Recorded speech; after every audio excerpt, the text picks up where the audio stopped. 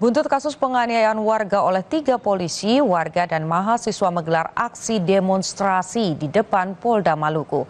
Masa meminta ketiga oknum tersebut ditindak dan Kapolsek Pelabuhan Yos Sudarso Ambon dicopot dari jabatannya. Demo digelar sebagai bentuk protes atas kasus penganiayaan 3 anggota Polsek Pelabuhan Yos Sudarso Ambon terhadap seorang warga. Dalam aksinya, massa meminta Kapolda Maluku mencopot Kapolsek Pelabuhan Yos Sudarso dan menindak tegas 3 oknum polisi yang melakukan penganiayaan. Menanggapi aksi tersebut, Kapolresta Ambon menyebut ketiga oknum telah ditindak. Sementara pimpinan di Polsek Pelabuhan Yos Sudarso akan dievaluasi. Kami pihak Polres Pelabuhan Polresta sudah 4 hari ini sudah memproses oknum tersebut.